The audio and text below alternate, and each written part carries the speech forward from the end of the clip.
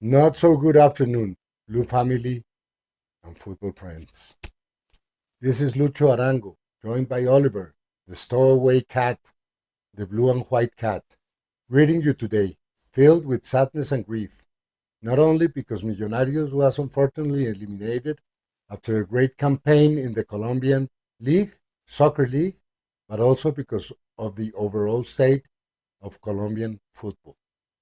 Let me start by saying that today, more than ever, I admire and deeply respect Radamel Falcao Garcia, not only because of his legacy, his career, and his immense talent, which makes him, alongside with James Rodriguez, our other great soccer player, the greatest Colombian footballer of all times, but because of his courage. Courage is something that we need to generate in these times. Santa Fe, our rival in the city, won fair and square. They capitalized on Millonarios' mistakes and played with grit and focus.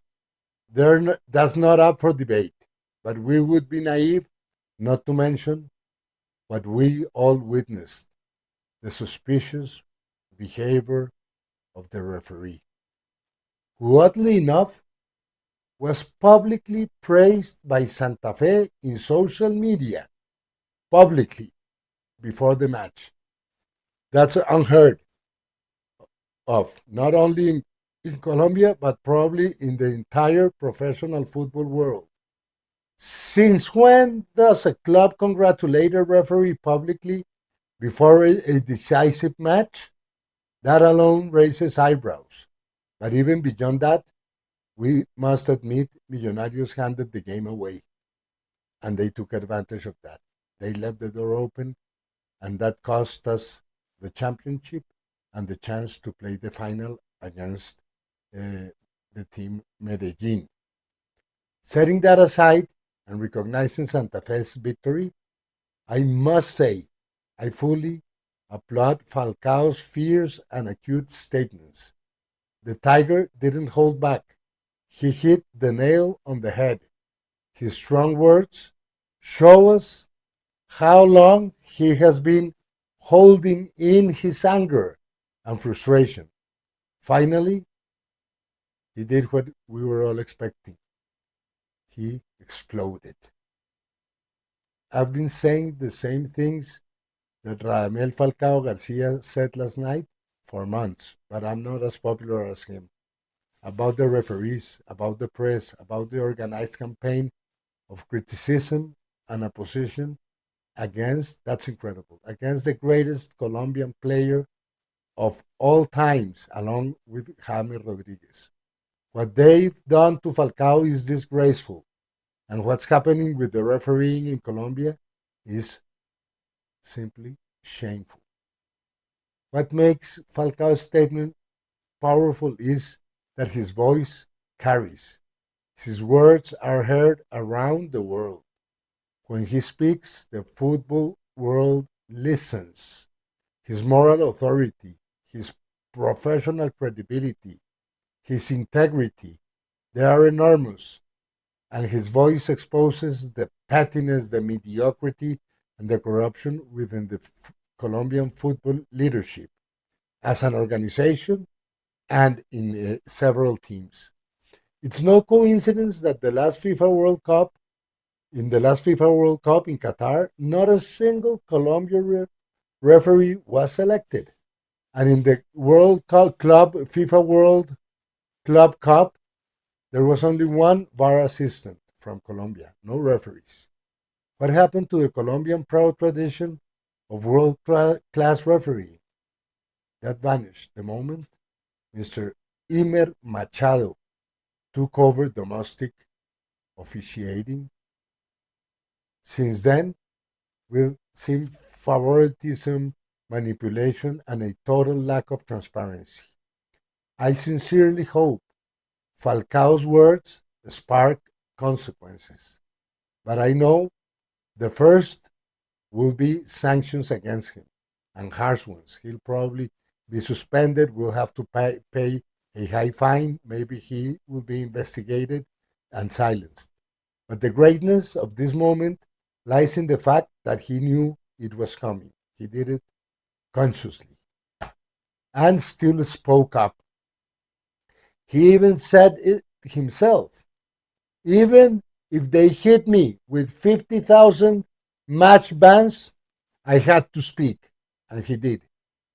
Like a true great. Like someone who has nothing left to prove.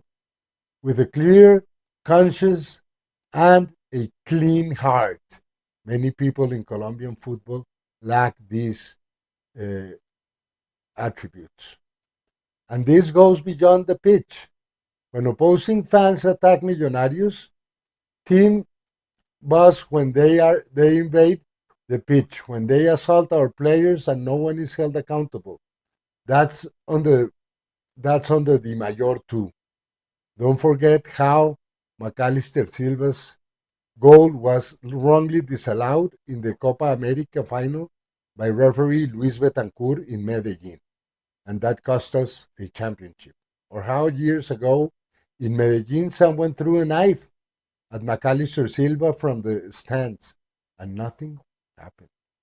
Meanwhile, Alvaro Montero was heavily sanctioned for picking from some coins from the ground that were thrown at him by the Once Caldas fans in Manizales.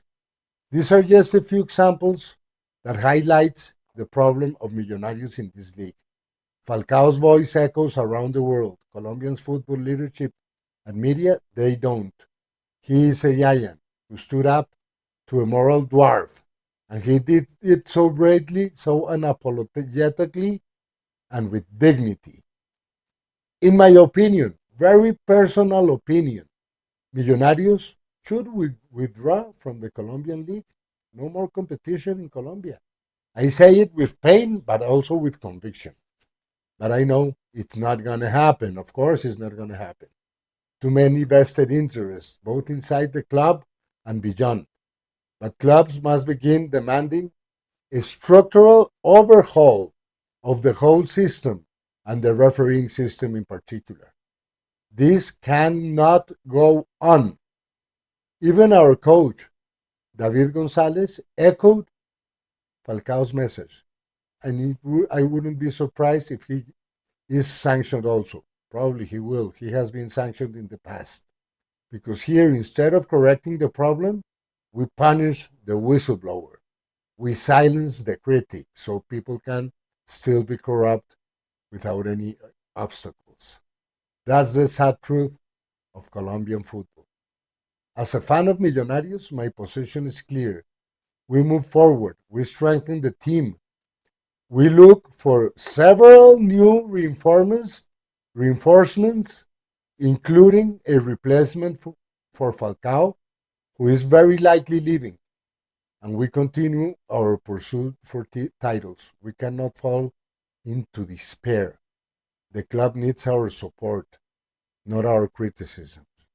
We are here to back them, not to destroy everything that's been built with effort and heart. Millonarios, or Millos, as I call them, and the people call them usually, has proven to be a serious project with a strong youth academy, with a loyal fans, among the most respectful in the country, and with a committed coaching staff of the best level you can find in Colombia. That's why this pain must be overcome and become fuel, motivation, and conviction. We must persist. We must be resilient. I make this video with a heavy heart and a deep anger, but also with the determination to keep speaking out, because football, though it's just a game, reflects our society. If we tolerate corruption here, we'll tolerate it everywhere else, and that cannot happen in Colombia and at such difficult moments we're living nowadays. I know football is complex. There are issues with governance worldwide. But if there was a corruption ranking in football, Colombia would easily take the first place. And in terms of sporting performance, we'd be among the last teams in the world internationally. That's our sad paradox. Well, my friends, I live for now if, with a lump in my throat, but with the head held high because we keep supporting Millonarios in the good times and in the not so good times. Oliver, my dear cat, and I send you full solidarity to El Tigre Falcao and to our unconditional support for what he said. We agree with him 100%, including his words he used. As always, Viva Millonarios! Greetings from Oliver, and we'll see you soon again. Very soon.